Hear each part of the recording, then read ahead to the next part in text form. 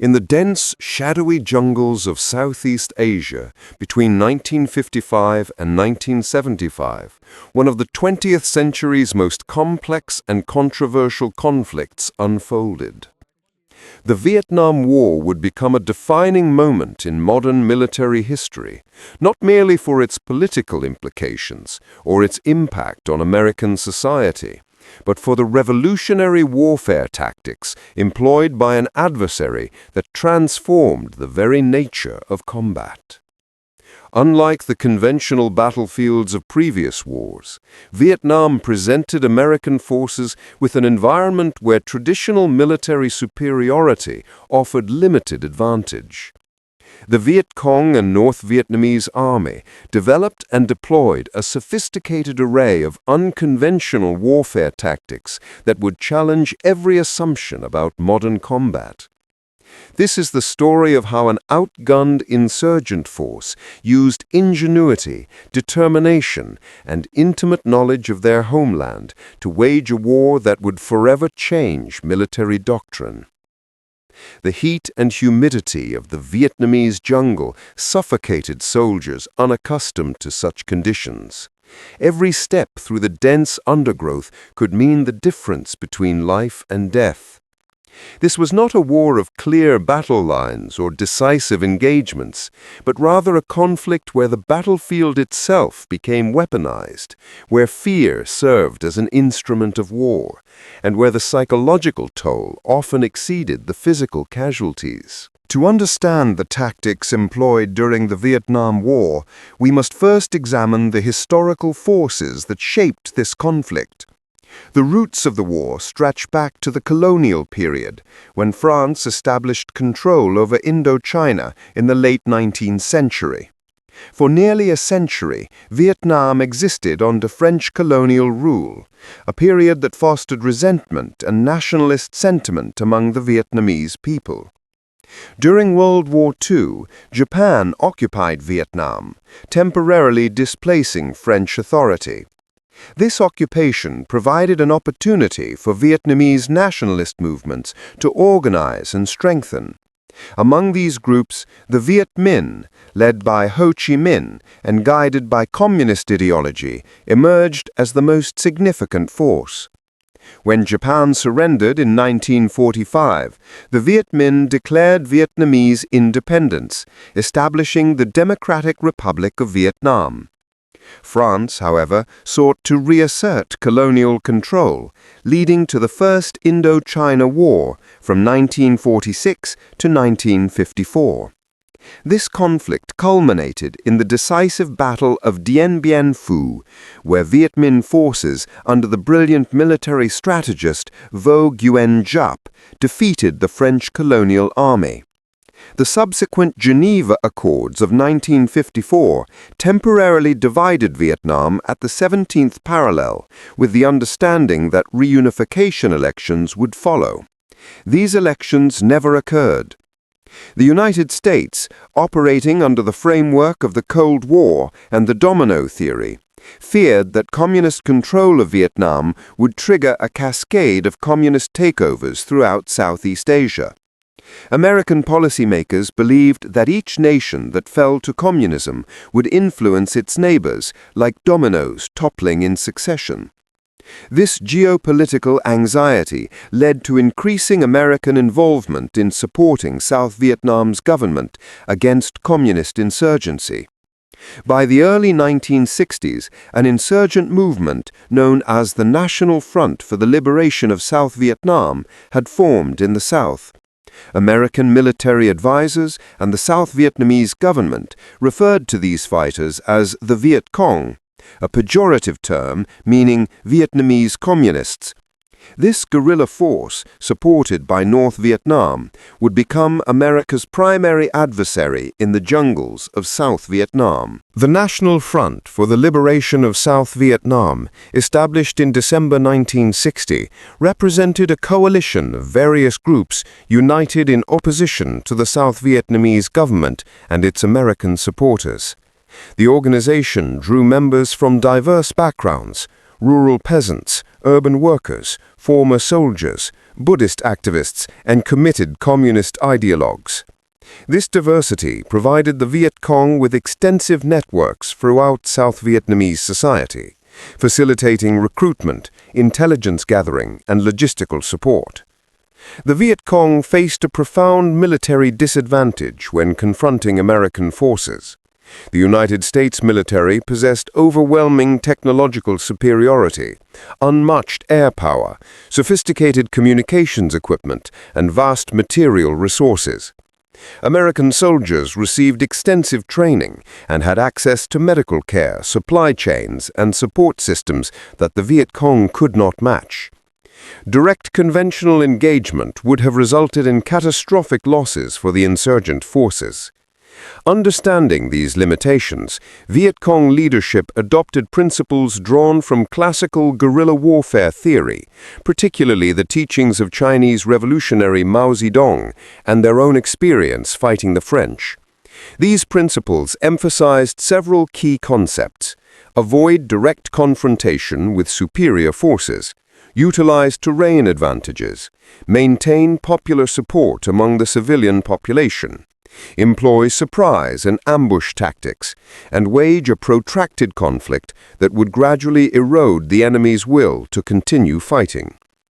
The Viet Cong strategy centered on a war of attrition rather than decisive battlefield victories.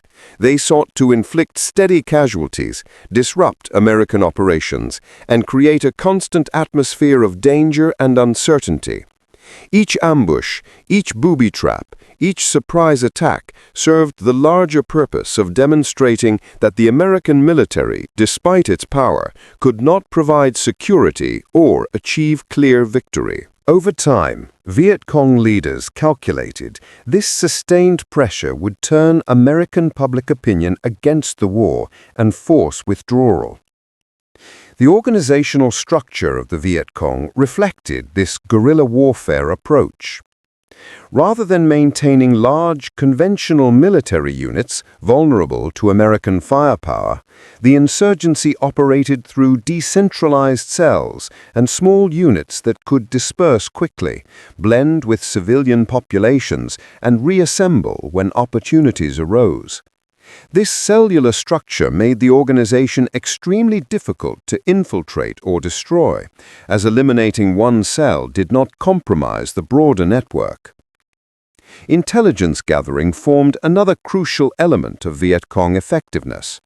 The insurgents maintained extensive networks of informants and sympathizers who provided information about American and South Vietnamese military movements.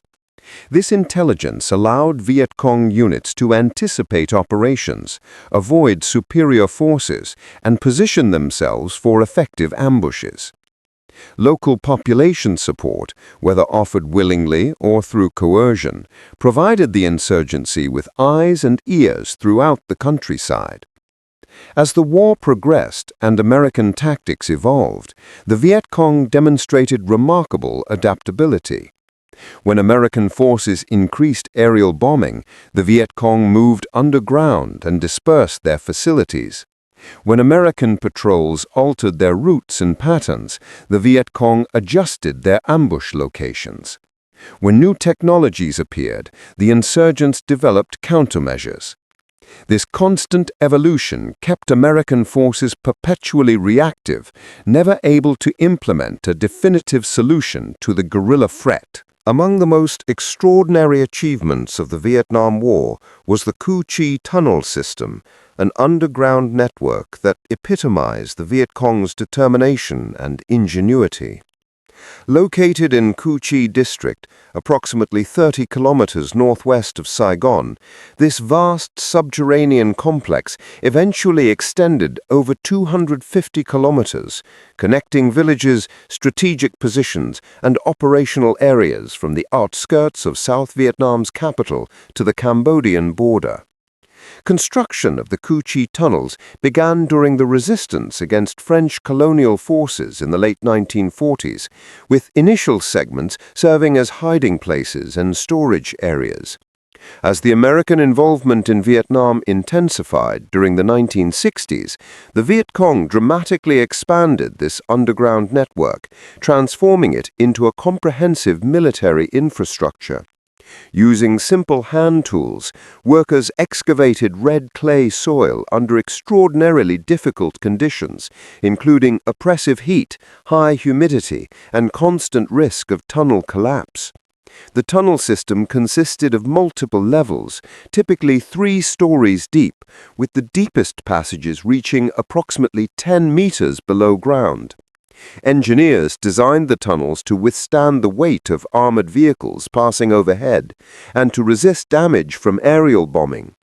The narrow passages, often only 60 to 70 centimeters wide and 80 to 90 centimeters high, forced individuals to move in a crouched position or crawl, making rapid movement impossible, but also preventing easy access by typically larger-framed American soldiers.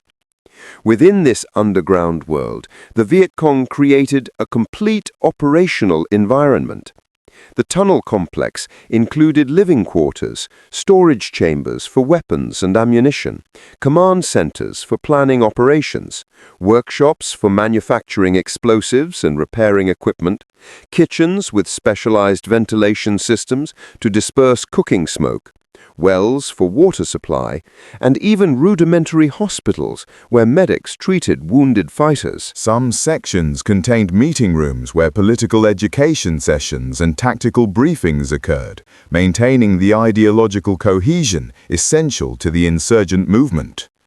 The tunnels featured numerous ingenious defensive measures. Entrance points were extraordinarily well camouflaged, hidden beneath vegetation, inside termite mounds, or under cooking areas where the constant foot traffic made detection difficult.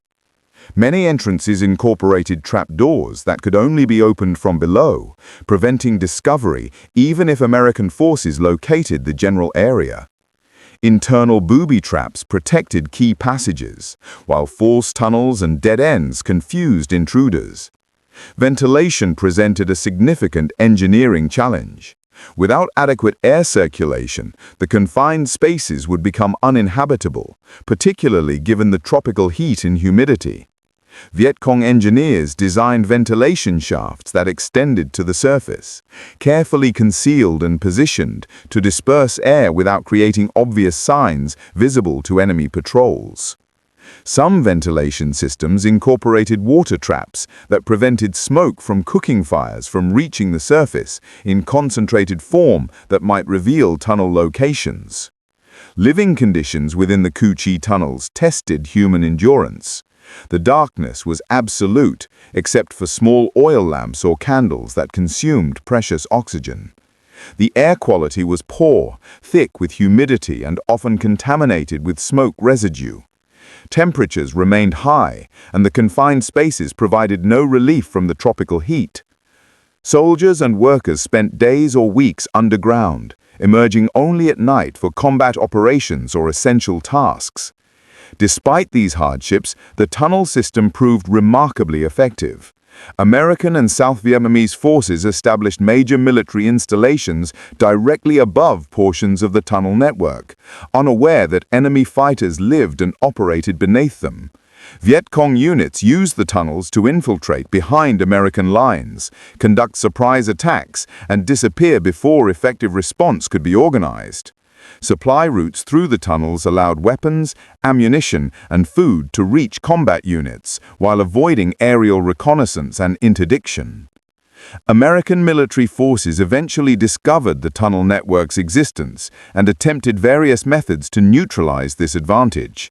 They deployed tunnel rats, specially selected soldiers who would enter captured tunnels to map them, gather intelligence, and destroy infrastructure. This extraordinarily dangerous duty required remarkable courage, as these soldiers crawled through pitch-dark, confined spaces where enemy fighters, booby traps, or structural collapse posed constant threats. The United States also attempted to destroy the tunnels through aerial bombardment, artillery strikes, and the use of special explosives. However, the tunnel's depth and construction quality limited the effectiveness of these methods. Chemical agents were introduced into discovered tunnel entrances, and plow operations cleared vast areas of vegetation to expose the underground network. Yet the Viet Cong repeatedly rebuilt damaged sections and continued expanding the system throughout the war. The Cu Chi tunnels stood as a testament to human determination and adaptability. What began as simple hiding places evolved into a sophisticated military infrastructure that allowed outgunned insurgent forces to survive and operate effectively despite facing the world's most powerful military. Today, preserved sections of the Cu Chi tunnels serve as historical sites, providing visitors with insight into the extraordinary conditions under which this underground war was fought. The Viet Cong's tactical doctrine relied heavily on unconventional weapons and improvised devices designed to inflict casualties while maximizing psychological impact. These weapons transformed the Vietnamese jungle into a lethal environment where danger lurked invisibly, creating constant fear and uncertainty among American and South Vietnamese forces. This approach aligned perfectly with guerrilla warfare principles: use limited resources creatively, avoid direct confrontation, and gradually erode enemy morale. Landmines represented one of the most significant threats American soldiers faced in Vietnam. The Viet Cong employed various types of mines, from captured American and French munitions to improvised explosive devices constructed from unexploded ordnance. The infamous Bouncing Betty, technically designated as the S-mine, proved particularly lethal. Originally designed by German engineers during World War II, this mine utilized a two-stage detonation mechanism.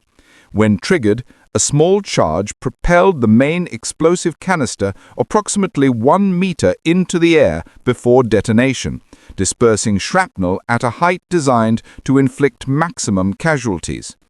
The Viet Cong acquired these weapons through multiple channels: battlefield salvage, raids on military installations, and support from communist allies including the Soviet Union and China. They supplemented manufactured mines with improvised devices that demonstrated considerable ingenuity. The toe popper, a small pressure-activated mine, was specifically designed to maim rather than kill. These devices contained just enough explosive to destroy a soldier's foot, removing combatants from action while creating additional burdens on medical and evacuation resources. Improvised explosive devices took many forms. The grenade in a can exemplified the Viet Cong's creativity in weaponizing ordinary materials.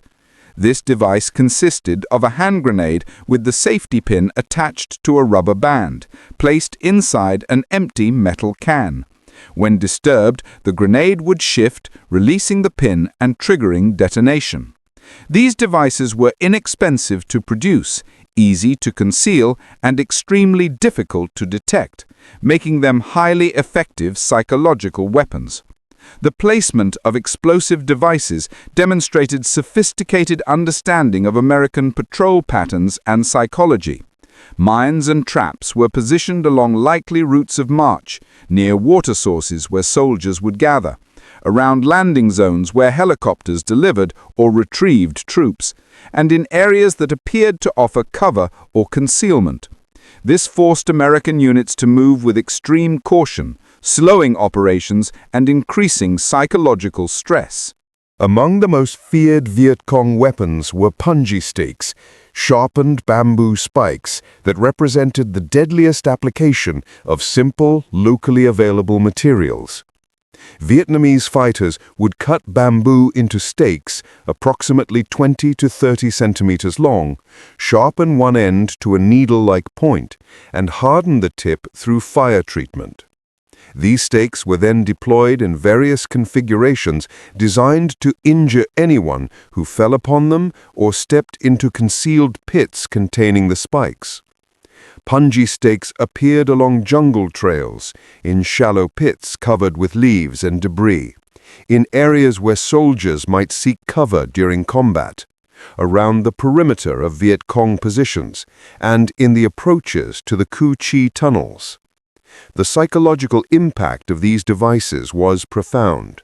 Soldiers understood that each step could lead to painful injury, creating constant vigilance that was mentally and physically exhausting. The Viet Cong enhanced the effectiveness of Punji Stakes through biological contamination. Combatants would coat the sharpened points with substances designed to cause infection, animal waste, human waste, decomposing organic matter, and extracts from poisonous plants. Even relatively minor puncture wounds could become seriously infected in the tropical environment, leading to severe complications, extended hospitalization, or, in some cases, fatal blood poisoning. This additional threat amplified the psychological terror associated with these simple weapons. Medical personnel treating Punji Stake injuries faced significant challenges. The wounds were often contaminated with dirt, organic material, and biological agents. Antibiotics were not always immediately available in field conditions, and the contaminated nature of the wounds meant that infection rates were exceptionally high. Soldiers who suffered Punji Stake injuries often required extended treatment and faced the possibility of permanent disability. The Viet Cong employed various forms of traps designed to capture, injure, or kill enemy soldiers through sudden mechanical action. Net traps, sometimes called man-catchers, consisted of large woven nets concealed on the ground and connected to counterweighted systems or bent trees held under tension. When a soldier stepped into the trap zone, a release mechanism would activate, causing the net to sweep upward and ensnare the individual. The trapped soldier would be left suspended, vulnerable, and often injured from the sudden violent motion. One documented incident during Operation Attleboro in 1966 illustrates the effectiveness and terror of these devices. A patrol encountered a net trap that suddenly activated, lifting several soldiers off the ground and leaving them helpless while their comrades attempted rescue. The psychological trauma of such unexpected attacks often exceeded the physical injuries, as soldiers struggled with feelings of vulnerability and the realization that the enemy could strike in such unpredictable ways. Pit traps represented another category of mechanical ambush. The Viet Cong would excavate pits of varying depths along paths frequented by American patrols, carefully concealing the opening with woven mats covered in natural debris. The simplest versions served merely to injure through the fall itself, particularly if the pit was deep enough to cause broken bones. More sophisticated versions incorporated Punji stakes at the bottom, ensuring that soldiers who fell into the trap would be impaled on the sharpened bamboo spikes. Some pit traps included additional refinements designed to increase casualties. Hinged or weighted covers might collapse when weight was applied, preventing the victim from easily climbing out. The sides of the pit might be angled or lined with sharp stakes pointing downward, making escape attempts dangerous. In some cases, pits were positioned so that rescue efforts would expose soldiers to enemy fire from concealed positions. Wire traps represented some of the most insidious weapons in the Viet Cong arsenal. These devices utilized thin wire cord, nearly invisible in the jungle environment, connected to various mechanisms designed to cause injury. The most common type was the tripwire, stretched across paths at ankle height and connected to explosive devices, alarms, or mechanical traps. The almost invisible nature of these wires made them extraordinarily difficult to detect, particularly in dense jungle vegetation or in low-light conditions. Spring traps, also known as whip traps, utilized bent saplings or bamboo poles held under tension and connected to tripwires. When the wire was disturbed, the mechanism would release, causing the pole to whip forward with considerable force. These poles often had sharpened bamboo stakes, metal spikes, or clusters of nails attached to the striking end. The sudden, violent motion could cause severe injuries, including deep lacerations, broken bones, or penetrating wounds. A recorded incident from 1966 involving Private James O'Neill demonstrates the brutal effectiveness of these devices. While on patrol in Binh Duong province, O'Neill inadvertently triggered a spring trap.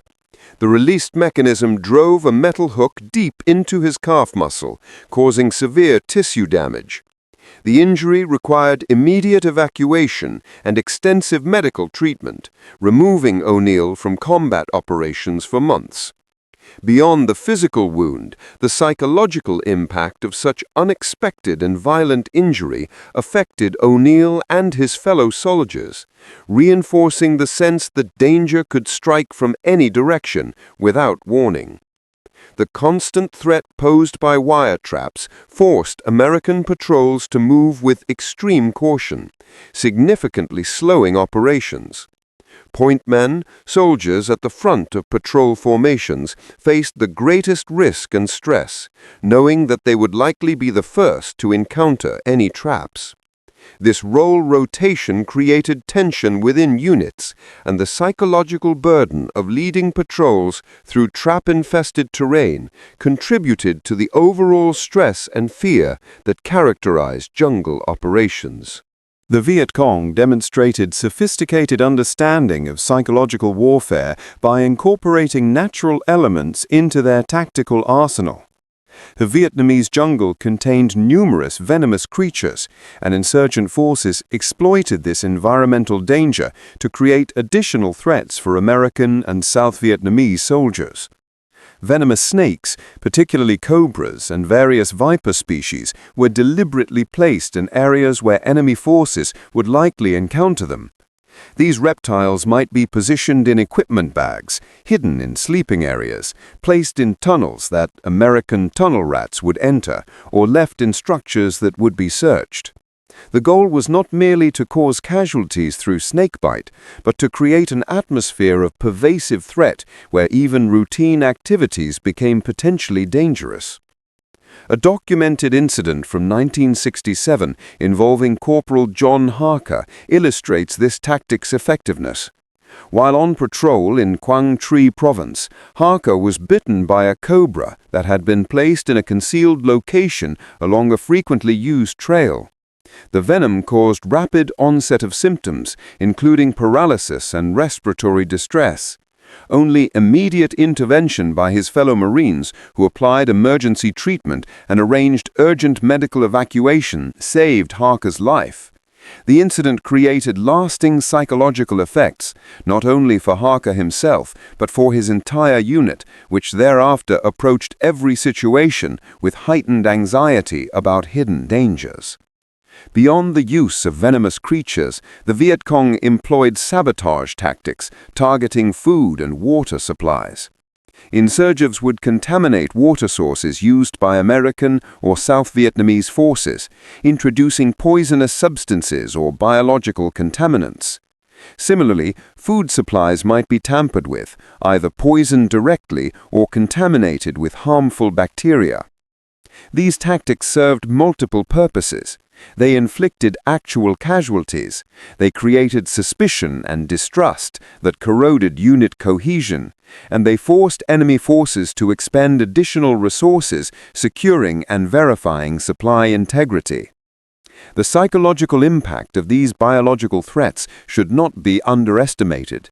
Soldiers already coping with extreme heat, humidity, and physical exhaustion now faced an environment where every element of the jungle might conceal mortal danger. This constant state of vigilance took an enormous psychological toll, contributing to stress, anxiety, and, in some cases, psychological breakdown. The fear of the unseen became as powerful a weapon as the threat itself. American soldiers captured by North Vietnamese or Viet Cong forces faced some of the war's most severe ordeals. Without a formal declaration of war, the North Vietnamese government maintained that captured Americans were not prisoners of war protected under international conventions, but rather war criminals who had illegally invaded a sovereign nation. This legal interpretation provided justification for treatment that violated established standards for prisoner welfare. The conditions in detention camps ranged from harsh to brutal. Prisoners were held in primitive facilities with inadequate sanitation, minimal medical care, insufficient food, and exposure to tropical diseases. Physical mistreatment was systematic and served multiple purposes: extracting military intelligence, forcing confessions for propaganda purposes, punishing resistance, and breaking the psychological will of the captives. Methods of physical coercion included prolonged periods of restraint in painful positions, sometimes with arms or legs bound so tightly that circulation was restricted, leading to permanent nerve damage. Prisoners were confined in small cells or bamboo cages that prevented standing or lying flat, forcing them to remain in cramped positions for days or weeks. Beatings were administered regularly, often resulting in broken bones, internal injuries, and lasting physical disabilities. The case of naval aviator John McCain provides one of the most well-documented examples of prisoner treatment. Shot down during a bombing mission over Hanoi in October 1967, McCain survived the crash with multiple fractures and severe injuries. Vietnamese forces captured him and provided minimal medical treatment, resulting in permanent damage. During his more than 5 years in captivity, McCain endured prolonged periods of physical punishment, including repeated beatings that caused additional fractures and injuries. His experience, while tragic, was not unique. Numerous other prisoners faced similar or worse treatment. The psychological dimensions of captivity often proved as damaging as physical mistreatment. Prisoners endured extended periods of isolation, a tactic designed to break mental resistance and create feelings of hopelessness. The uncertainty about their ultimate fate, combined with the knowledge that rescue was unlikely, created severe psychological stress. Many prisoners developed symptoms consistent with what would later be diagnosed as post-traumatic stress disorder, including persistent anxiety, nightmares, difficulty with emotional regulation, and challenges readjusting to normal life after release. The North Vietnamese and Viet Cong also employed captives for propaganda purposes. Prisoners were sometimes coerced into making recorded statements criticizing American involvement in Vietnam or confessing to alleged war crimes. These statements, whether obtained through physical coercion, psychological pressure, or deception, were then broadcast internationally to damage American morale and undermine support for the war. Prisoners who refused to cooperate often faced intensified punishment. Despite these horrific conditions, many prisoners displayed remarkable resilience.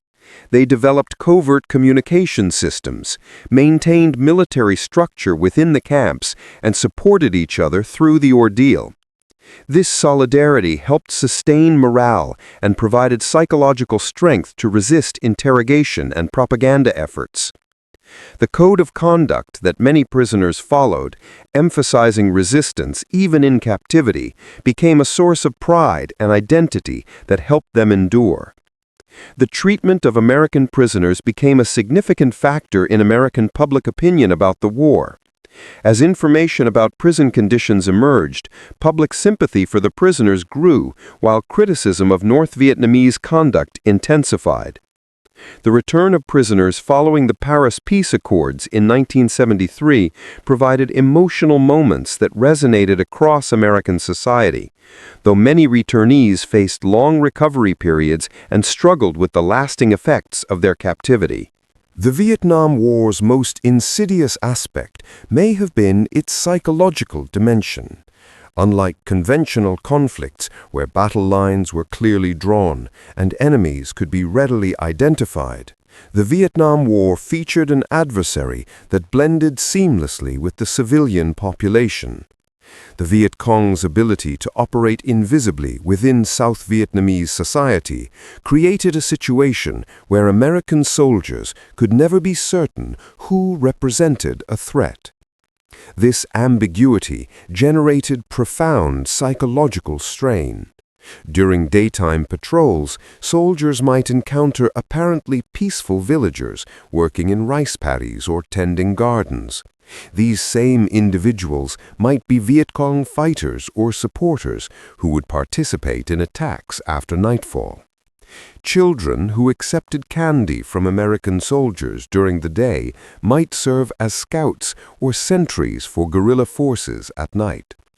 This inability to distinguish friend from foe created a constant state of suspicion that eroded trust and increased stress. The Viet Cong deliberately cultivated this psychological pressure through information operations and propaganda. Colorful posters featuring national symbols like the lotus flower, combined with images of destroyed American aircraft and revolutionary leaders, were distributed throughout contested areas. These materials promoted a narrative of inevitable Vietnamese victory and American defeat, while simultaneously making it difficult for American forces to identify active combatants among the population. The constant threat of ambush and booby traps created an environment where normal activities became fraught with danger. Walking a jungle trail, sleeping in a defensive position, entering a village, or approaching a suspected enemy location all carried risks that were difficult to quantify but impossible to ignore. This pervasive uncertainty took an enormous psychological toll on American soldiers, contributing to elevated stress levels, sleep deprivation, and, in some cases, psychological breakdown. Some soldiers attempted to cope with this stress through substance use. Drug and alcohol consumption increased as the war progressed, providing temporary relief from anxiety and fear. However, this coping mechanism often created additional problems, including reduced combat effectiveness, disciplinary issues, and long-term addiction struggles.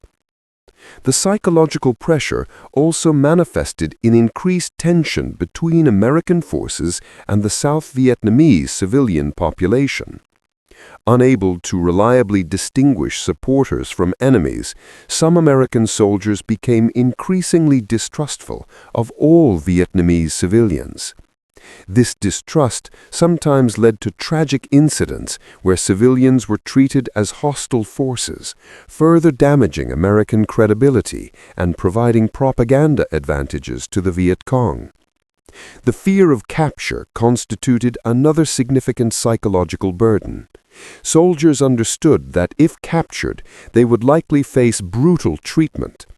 This knowledge created additional stress during combat operations, and the desire to avoid capture at all costs sometimes influenced tactical decisions. The emotional toll of witnessing comrades killed or wounded, combined with the fear of one's own death or capture, created trauma that many veterans would carry for the remainder of their lives. The unconventional warfare tactics employed during the Vietnam War left profound and lasting effects on military doctrine, American society, and international relations. The conflict demonstrated that technological superiority and massive resource advantages did not guarantee victory when facing a determined adversary utilizing guerrilla warfare principles adapted to local conditions. The Viet Cong's success in challenging American military power influenced subsequent conflicts worldwide. Insurgent groups and revolutionary movements studied Vietnamese tactics, recognizing that asymmetric warfare methods could offset conventional military disadvantages. The lessons of Vietnam informed resistance movements in Afghanistan, Central America, Africa, and the Middle East, contributing to the evolution of modern insurgency and counterinsurgency doctrine. For the American military, Vietnam prompted extensive reassessment of training, tactics, and strategy.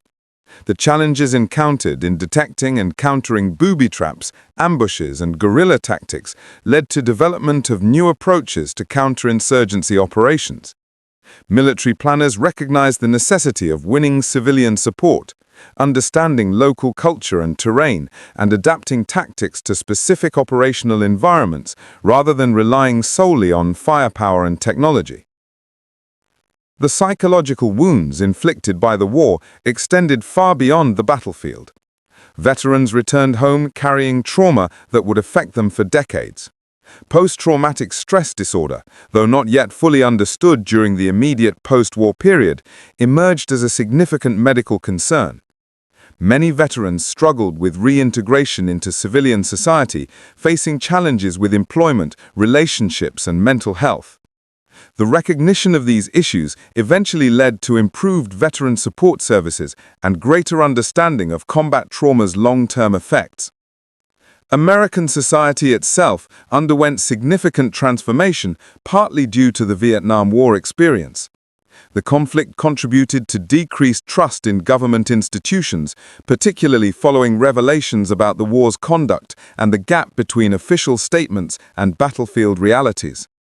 The anti-war movement that emerged during the conflict reshaped political activism and contributed to changes in how Americans related to military conflicts and national security policy. The stories of resilience demonstrated by many prisoners of war, including individuals like John McCain, who endured years of brutal captivity, provided examples of human endurance and strength. These accounts served as reminders that even in the most horrific circumstances, individuals could maintain dignity and resist breaking under extreme pressure. The courage displayed by these prisoners became an important part of how Americans remembered and understood the war. For Vietnam itself, the war's legacy proved equally complex. The conflict caused enormous civilian casualties, widespread destruction of infrastructure, environmental damage from chemical agents, and social disruption that required decades to overcome. The Vietnamese people paid an extraordinary price for the war, with losses that far exceeded those suffered by American forces. The process of national healing and reconstruction would span generations. The Vietnam War also influenced international law and military ethics. The treatment of prisoners and civilians during the conflict prompted renewed attention to international humanitarian law and the Geneva Conventions. The use of chemical agents like Agent Orange for defoliation raised questions about environmental warfare and its long-term consequences. These discussions contributed to evolving standards for conduct during armed conflict. The Vietnam War stands as one of history's most significant conflicts, not for its scale compared to the World Wars, but for its demonstration of how warfare was evolving in the latter half of the 20th century.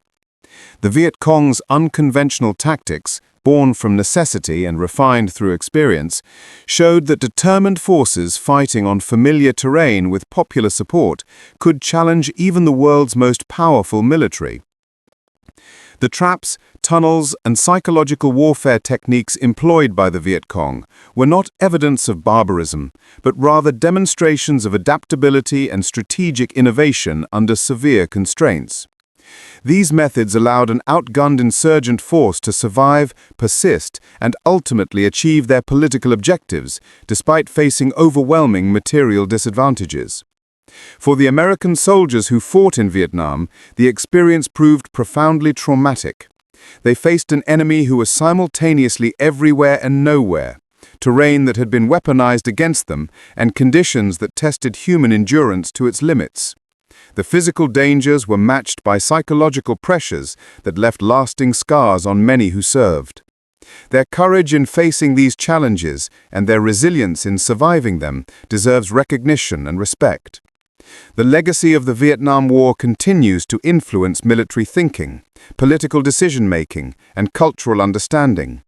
The conflict serves as a reminder that military power alone cannot guarantee political success, that understanding local conditions and popular sentiment is essential to achieving objectives, and that the costs of war extend far beyond battlefield casualties to include profound and lasting effects on everyone involved.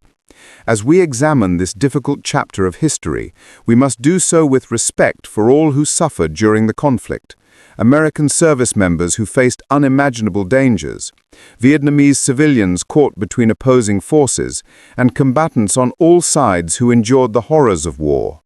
By understanding what occurred and why, we honor their experiences and hopefully learn lessons that can help prevent future conflicts or conduct necessary wars with greater wisdom and humanity. The Vietnam War demonstrated that warfare is ultimately a human endeavor, shaped not only by weapons and tactics, but by courage, fear, determination, and sacrifice. The stories from that conflict remind us of both humanity's capacity for violence and its capacity for endurance.